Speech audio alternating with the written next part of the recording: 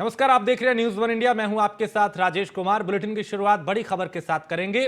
दिल्ली दौरे पे पहुंचे मुख्यमंत्री योगी आदित्यनाथ और प्रधानमंत्री नरेंद्र मोदी से मिलने योगी आदित्यनाथ दिल्ली पहुंचे हैं और पीएम मोदी से वो मुलाकात करेंगे। तो दिल्ली पहुंचे हैं उत्तर प्रदेश के मुख्यमंत्री योगी आदित्यनाथ और यहां पे प्रधानमंत्री नरेंद्र मोदी से वो मुलाकात करेंगे।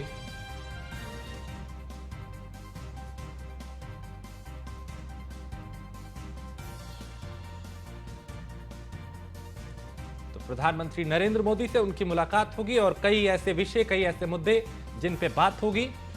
क्योंकि मौजूदा वक्त में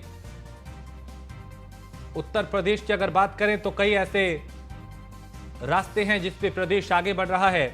फिर चाहे निवेश को लेकर बात हो, सुरक्षा की बात हो, या फिर अब कोरोना को लेकर भी चूंकि बैठकों का दौर जारी है, मुलाकातों का दौर जारी है, समीक्षाएं की जा रही हैं। तो प्रधानमंत्री नरेंद्र मोदी से मिलने पहुंचे हैं उत्तर प्रदेश के मुख्यमंत्री योगी आदित्यनाथ।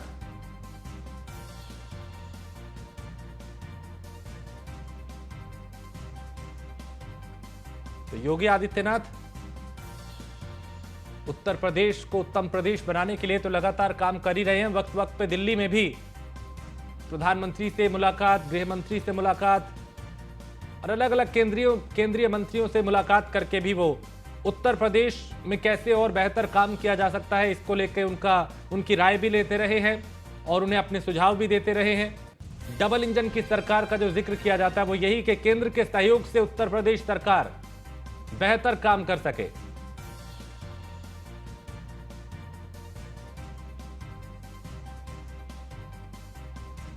तो यूपी में विकास कार्यों की वो जानकारी देंगे।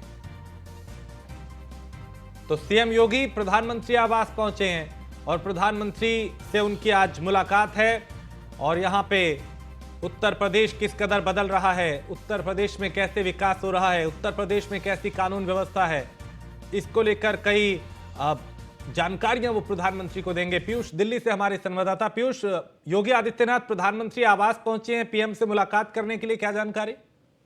देखिए, अगर हम बात करें तो करीब 10 मिनट पहले उत्तर प्रदेश के मुख्यमंत्री योगी आदित्यनाथ प्रधानमंत्री आवास पहुंचे हुए हैं और निश्चित रूप से दो जब बड़े नेता मिलते हैं तो कई अहम विषयों को लेकर चर्चा होती है। चूंकि कल से कयास लगाए जा रहे थे कि संगठन की बैठक के लिए उत्तर प्रदेश के मुख्यमंत्री योगी आदित्यनाथ आ रहे हैं, लेकिन इसका खंडन कहीं ना कहीं यूपी के बीजेपी के प्रदेश अध्यक्ष ने किया। और आज अगर हम बात करें तो आज प्रधानमंत्री आवास पर उत्तर प्रदेश के मुख्यमंत्री योगी आदित्यनाथ पहुंचे हुए हैं। कई अहम मसले हैं, चाहे ग्लोबल इन्वेस्टर समिट जो होने जा रहा है उत्तर प्रदेश में, उसको लेकर प्रधानमंत्री को कहीं ना कहीं न्योता एक जो है वो दे सकते हैं उत्तर प्रदेश के मुख्यमंत्री योगी आदित्यनाथ। उन्हें बुला सकते हैं कि आप आइए ग्लोबल इन्वेस्टर समिट में।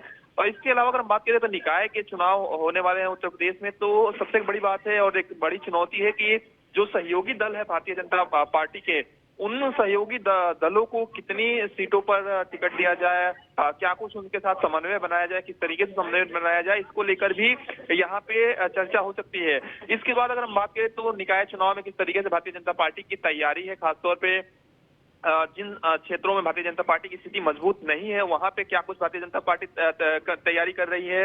इसके साथ ही एक जो धन्यवाद है वो कहीं ना कहीं उत्तर प्रदेश के मुख्यमंत्री योगी आदित्यनाथ कर सकते हैं, क्योंकि जिस तरीके से राशन योजना को कहीं ना कहीं 1 साल के लिए केंद्र सरकार ने बढ़ाया है मुफ्त राशन को, उसको लेकर धन्यवाद भी प्रधानमंत्री को उत्तर प्रदेश के मुख्यमंत्री योगी आदित्यनाथ कर सकते हैं। इसके साथ ही अगर हम बात करें तो कोरोना के केसेस जिस तरीके से दुनिया के अलग अलग देशों में बढ़ रहे हैं और भारत सरकार किस तरीके से समन्वय राज्य सरकार से बना रही है, ऐसे में उत्तर प्रदेश की क्या कुछ तैयारी है, इसको लेकर भी आज उत्तर प्रदेश के मुख्यमंत्री योगी आदित्यनाथ प्रधानमंत्री से बातचीत कर सकते हैं। तो कई अहम मसले हैं, उत्तर प्रदेश से जुड़े हुए परियोजनाएं कई हैं, इसको लेकर भी प्रधानमंत्री से चर्चा उत्तर प्रदेश के मुख्यमंत्री योगी आदित्यनाथ कर सकते हैं। क्योंकि थोड़ी देर पहले उत्तर प्रदेश के मुख्यमंत्री योगी आदित्यनाथ यहाँ पे पहुंचे हुए हैं। करीब आधे से 1 घंटे तक ये बैठक, ये मुलाकात जो है वो चल सकती है। बहुत शुक्रिया पीयूष जानकारी के लिए। आप इस पे नजर बनाए रखिए, आपसे फिर जानकारी लेंगे। फिलहाल शुक्रिया।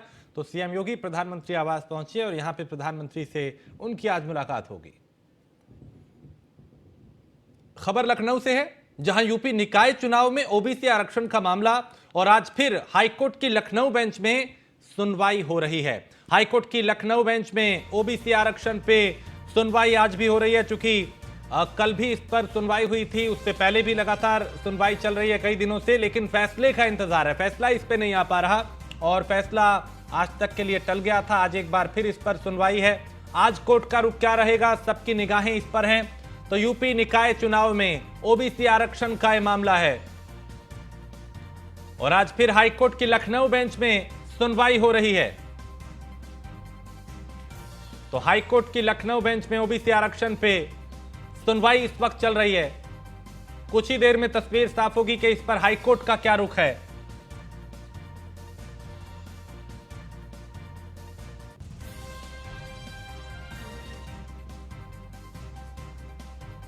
तो हाईकोर्ट की लखनऊ बेंच में ओबीसी आरक्षण पर सुनवाई होगी, क्योंकि जब तक इसके कोर्ट के जरिए रास्ता नहीं निकलेगा तब तक निकाय चुनाव की तारीख का भी ऐलान नहीं हो पाएगा। लिहाजा सबकी नजर हाईकोर्ट के रुख पे है कि क्या टिप्पणी हाईकोर्ट करता है, क्या फैसला इस पे देता है। तो लखनऊ बेंच में ओबीसी आरक्षण पर सुनवाई इस वक्त हो रही है।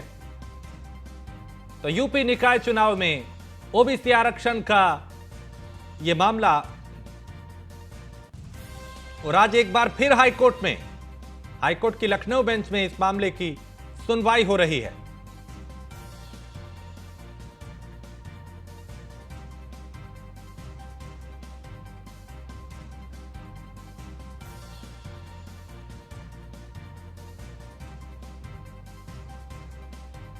तो हाईकोर्ट की लखनऊ बेंच में ओबीसी आरक्षण पर सुनवाई इस वक्त चल रही है और किसी भी वक्त इस पर फैसला आ सकता है। यूपी निकाय चुनाव में ओबीसी आरक्षण का यह मामला है और कई दिनों से नजरें हाईकोर्ट की तरफ है कि हाईकोर्ट का रुख इस पे क्या रहेगा, लेकिन कभी सुनवाई टली, कभी पक्ष को सुना गया और कभी फैसला देने के लिए इंतजार करना पड़ा और अभी आज भी हाईकोर्ट में इस मामले पर सुनवाई हो रही है। और आज हाईकोर्ट का रुख क्या रहेगा, इस पर राजनीतिक दलों की भी नजर है।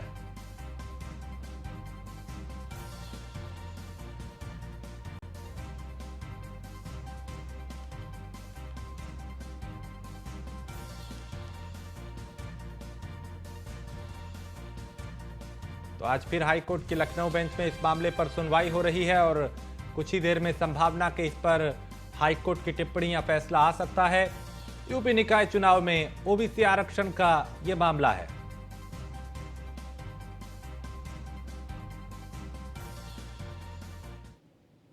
और बरेली के आईजी राकेश सिंह देर रात सड़क पर उतरे और पुलिस की मुस्तैदी को उन्होंने जांचा। इस दौरान आईजी राकेश सिंह ने सुरक्षा व्यवस्था को लेकर न्यूज़ वन इंडिया से बात की। उन्होंने क्या कुछ कहा, उन्हें सुनते हैं।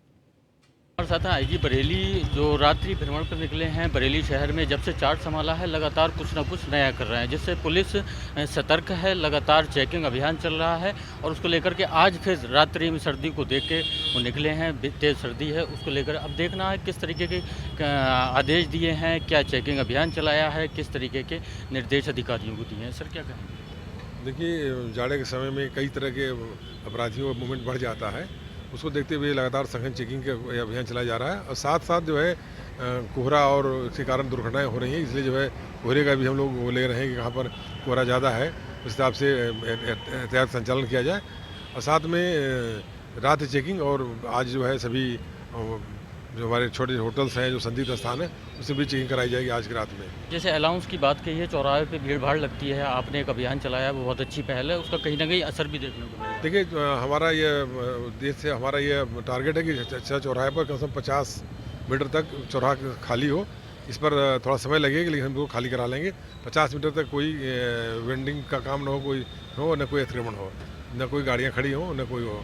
इसके साथ साथ हम अवैध और टैक्सी स्टैंड, बस स्टैंड में भी काम कर रहे हैं। अगर इस तरह कोई कहीं पर हो रहा है तो उस पर कार्रवाई कराई जाएगी। जैसे नया साल आने वाला है, उसको लेकर पुलिस किस तरीके से तैयार? नए साल की तैयारी हमने अभी से शुरू कर दिया है। अभी नया साल पहले क्रिसमस होगा 25 को, उसके लिए, और 31 के लिए और 1 जनवरी के लिए जो यहाँ पर परंपरागत तरीके से मनाया जाता है वो मनाया जाएगा।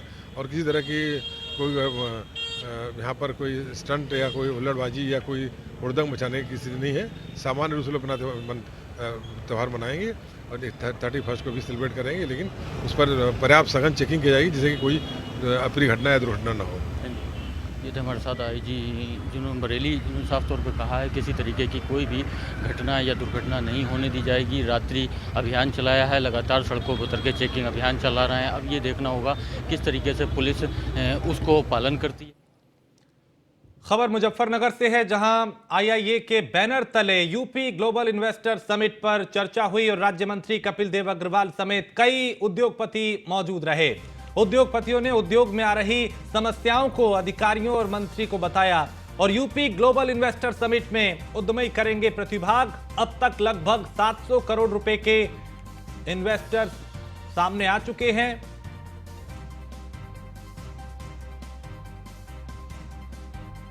तो यूपी ग्लोबल इन्वेस्टर समिट में उद्योगपति इसमें हिस्सा ले रहे हैं और अभी तक लगभग 700 करोड़ रुपए के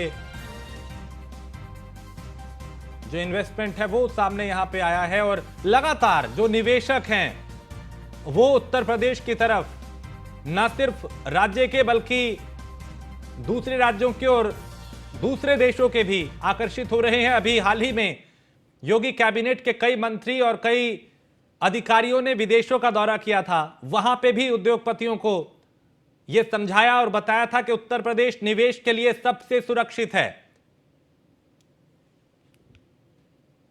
मुजफ्फरनगर से पिछली नीति में भी बहुत इन्वेस्टमेंट गया था, यहाँ उद्यमिता बहुत है, उसमें उसके लिए ही आज ये बैठक। आज हमने अपने जो जितने भी उद्यमी हैं जो नया उद्योग लगाना चाहते हैं या अपने उद्योग को बढ़ाना चाहते हैं, उस औद्योगिक नीति में जो लाभ हैं उनके बारे में सभी को बताएं। से अधिक उद्यमियों को हम लोग लाभ पहुंचाएं, फायदा पहुंचाएं, उसी दिशा में एक बहुत ही सार्थक प्रयास है। और मुझे उम्मीद है कि इस आज के प्रोग्राम से हमारे पास एमएसएमई का जो 3000 करोड़ रुपए का टारगेट है वो 10 से 15 दिन के अंदर ही पूर्ण हो जाएगा। कितने इन्वेस्टर्स अभी मुजफ्फरनगर से सामने आए हैं? अभी हमारे पास 14 इन्वेस्टर्स आए हैं। लगभग 700 करोड़ रुपए के इंटेंट हमारे पास आ चुके हैं ऑनलाइन। इसके अतिरिक्त और भी हम लोग रोज ही प्रयास कर रहे हैं और रोज ही हम लोग फोन करते हैं।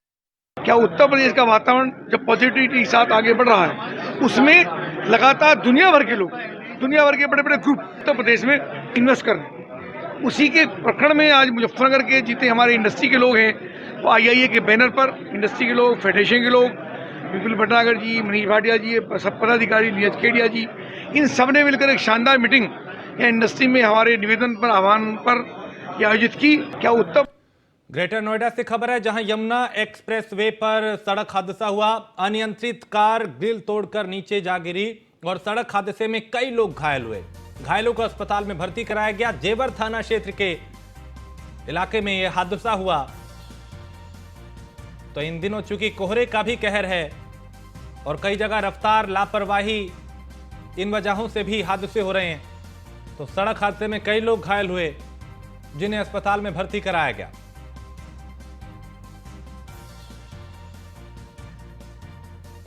तो जेवर थाना क्षेत्र के पास यह हादसा हुआ। यमुना एक्सप्रेसवे पर यह हादसा और यह तस्वीर गाड़ी की देख के अंदाजा लगाया जा सकता है कि कितना भयावह यह हादसा था। और इसमें कई लोग सवार थे जो घायल हुए, जिन्हें नजदीकी अस्पताल में भर्ती कराया गया। निशांत शर्मा हमारे ब्यूरो चीफ नोएडा से ज्यादा जानकारी के साथ। निशांत, इस हादसे को लेकर क्या जानकारी? देखिए, कोहरे को लेकर लगातार हादसे हो रहे हैं। जिस तरीके से देखा जाए, जेवर थाना क्षेत्र यमुना एक्सप्रेस पर ये बड़ी एक घटना सामने आई है, जहां लगभग आधा दर्जन से अधिक लोग जो हैं वो घायल हुए हैं। इको गाड़ी जो है दूसरे वाहन से टकराती है और टकराने के बाद यमुना एक्सप्रेसवे हाईवे से नीचे खाई में जाकर गिरती है। और कहीं ना कहीं ये बड़ी घटना हुई है। अत्यंत जो तेज रफ्तार कहर देखा गया और कहीं ना कहीं ये कोहरा लगातार बढ़ रहा है, लगातार घटना सामने देखने को मिल रही है। हालांकि इन लोगों को अस्पताल में भर्ती कराया गया है, इनका उपचार चल रहा है, लेकिन अभी जो एक बड़ी घटना देखी जा रही है साफ तौर पर। शुक्रिया निशांत जानकारी के लिए। तो इस तरह के हादसे आए दिन सामने हो रहे हैं, जिसमें ज्यादातर कोहरे की वजह से हादसा हो रहे हैं। ऐसे में जरूरी है ज्यादा सावधानी के साथ वाहन चलाने की।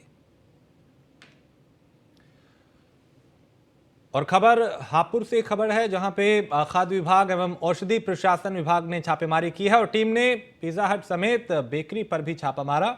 और खाद्य विभाग की टीम ने पिज्जा हट से सैंपल लिए, मिठाई की दुकान से भी सैंपल लिए गए और कई नामचीन दुकानों पर अधिकारी मेहरबान हैं। धड़ल्ले से यहां पे मिलावटी सामान बिक रहा है।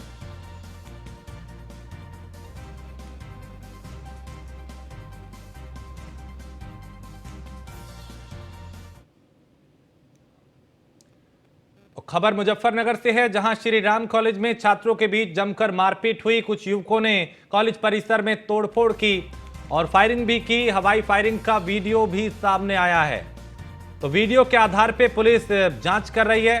नई मंडी थाना क्षेत्र के श्री राम कॉलेज का यह मामला है।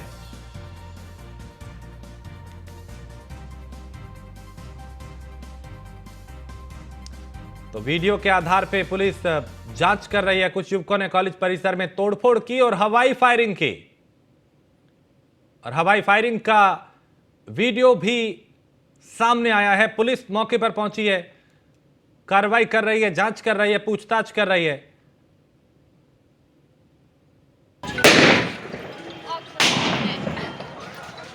ये देखिए ये वीडियो जिसमें फायरिंग की आवाज होती हुई सुनाई दे रही है और छात्र यहां भागते हुए इधर उधर दिखाई दिए। अफरा तफरी पूरे कैंपस में मच गई। आला अधिकारी मौके पर पहुंचे। कोई बाहर नहीं जाएगा।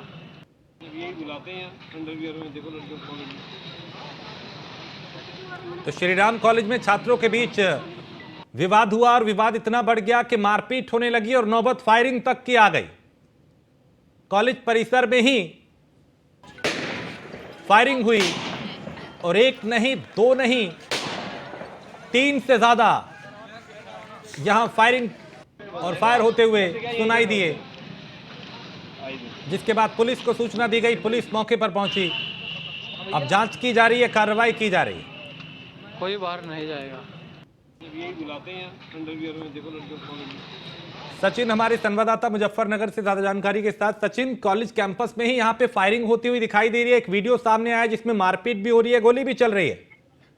जी बिल्कुल, छात्रों का तांडव देखने को मिला है श्री राम कॉलेज में, जहां पर मामूली विवाद हुआ है कुछ छात्रों के बीच में। उसके बाद मारपीट हुई और आप देख सकते हैं किस तरह से फायरिंग हुई है। तो इस पूरे मामले में पुलिस मौके पर पहुंची है और पुलिस जो है पूरी तरह से जांच पड़ताल में जुट गई है। मुकदमा इसमें दर्ज कर लिया गया है और जो वीडियो वायरल हो रही है उसके आधार पर छात्रों को चिन्हित करके कार्रवाई की तैयारी की जा रही है। किस बात पे विवाद हुआ था और क्या जो ये छात्र है उनकी पहचान हो पाई, गिरफ्तारी हो पाई किसी के अब तक? देखिए, जो वीडियो वायरल हुआ है उसी के आधार पर इन छात्रों को चिन्हित करने की चल रही है, इनकी पहचान कराई जा रही है। स्कूल प्रशासन को बुलाकर इन लोगों को चिन्हित किया जा रहा है। उसी के आधार पे अभी फिलहाल जो है अज्ञात में मुकदमा दर्ज किया है और तुरंत ही जैसी ही पहचान होती है इनकी गिरफ्तारी भी की जाएगी। बहुत शुक्रिया सचिन जानकारी के लिए। तो पुलिस अब मामले में कार्रवाई कर रही है, जांच कर रही है। और खबर आगरा से है, जहां संदिग्ध हालात में युवक की गोली मारकर हत्या की गई है। युवक का शव संदिग्ध हालात में यहां पे मिला है। इलाके में दहशत है। युवक के परिजनों ने हत्या की आशंका जताई है और पुलिस ने आरोपियों को पकड़ने के लिए 4 टीमें गठित की हैं। खैरागढ़ थाना कोतवाली क्षेत्र का यह मामला, जहां युवक के परिजनों ने हत्या की आशंका जताई है। संदिग्ध हालात में एक युवक का शव बरामद हुआ और पुलिस ने आरोपियों को पकड़ने के लिए 4 टीमें गठित की हैं। आज दिनांक 23 दिसंबर 2022 को समय लगभग रात्रि 8:30 बजे पुलिस को सूचना मिली कि बुलहरा गांव थाना क्षेत्र खैरागढ़ में एक व्यक्ति की लाश मिली है, जिसके सर में गोली लगी हुई है। तत्काल मौके पे पुलिस पहुंची। जो व्यक्ति है उसकी फिर पहचान कराई गई। वो व्यक्ति जो है झम्मन पुत्र कल्ले नगला उदैया का रहने वाला ये पहचान हुई है। जो इनके परिजन हैं, इनके परिजन से तहरीर प्राप्त कर ली गई है। तहरीर के आधार पर मुकदमा पंजीकृत किया जा रहा है। जोगेंद्र हमारे संवाददाता इस खबर पे ज्यादा जानकारी के साथ। जोगेंद्र, एक युवक का शव संदिग्ध हालात में मिला है, क्या कुछ जानकारी? परिजन हत्या की आशंका जता रहे। थाना खैरागढ़ क्षेत्र के नगला उदैया का रहने वाला है, जो मिठाई की दुकान पे काम करता था भगत जी मिष्ठान भंडार पे, जिसमें बीती रात कुछ लोग उसको बुला करके ले गए। जिसको बुला करके ले जाने के बाद इन्होंने भिलावली के जंगल में ले जा करके उसके साथ में वहां मदिरा पान किया। वहां गुटखा और सिगरेट के रैपर भी पाए गए और सूचना पे जैसे पुलिस को सूचना दी गई कि किसी व्यक्ति का शव डला हुआ है, गोली मारकर हत्या कर दी गई। मौके पर पुलिस आला अधिकारी और एसओ राजीव कुमार भी मौके पर पहुंचे, जहां उन्होंने आला अधिकारियों को सूचना दी। सबको कब्जे में लेकर के पीएम के लिए भेज दिया गया, जहां 4 टीमें गठित की गई हैं जो सारे सीसीटीवी कैमरे और तमाम चीजों, तमाम एंगलों पर जांच कर रहे हैं। चलिए, बहुत शुक्रिया जोगेंद्र जानकारी के लिए। तो खेरागढ़ थाना कोतवाली क्षेत्र का यह मामला, संदिग्ध हालात में युवक की गोली मारकर हत्या कर दी गई। खबर सुल्तानपुर से है, जहां कांग्रेस की पूर्व राष्ट्रीय अध्यक्ष सोनिया गांधी और राहुल गांधी पर मशहूर गीतकार मनोज मुंतशिर की टिप्पणी को लेकर कांग्रेस कार्यकर्ताओं में आक्रोश है। इस बीच अमेठी के बाद अब सुल्तानपुर में कांग्रेस नेता राजेश तिवारी ने मुंतशिर के खिलाफ ऑनलाइन शिकायत दर्ज कराई है। उन्होंने कोतवाली देहात थाने में तहरीर दी है और मनोज मुंतशिर ने भोपाल के कार्यक्रम के दौरान कांग्रेस के पूर्व अध्यक्ष राहुल गांधी के खिलाफ आपत्तिजनक टिप्पणी की थी।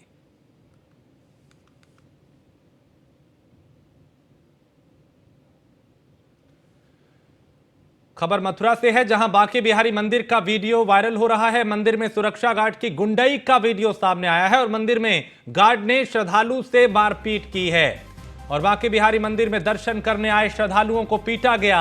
मामूली कहासुनी को लेकर विवाद हुआ और यह विवाद मारपीट में तब्दील हो गया। मारपीट की पूरी घटना सीसीटीवी में कैद हुई। वृंदावन कोतवाली के बांके बिहारी मंदिर का यह मामला है। श्रद्धालु को पीटते हुए ये गार्ड दिखाई दिए। इसी बात को लेकर विवाद हुआ था और यह विवाद फिर मारपीट में तब्दील हो गया।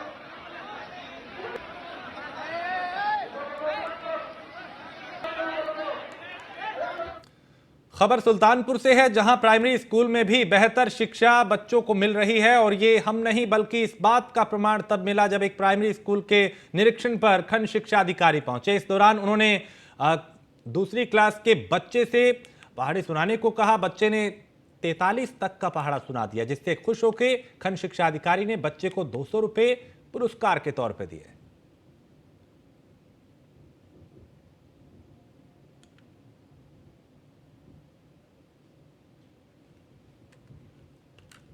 और इसी के साथ इस बुलेटिन में फिलहाल इतना ही। आप बने रहिए न्यूज़ 1 इंडिया के साथ।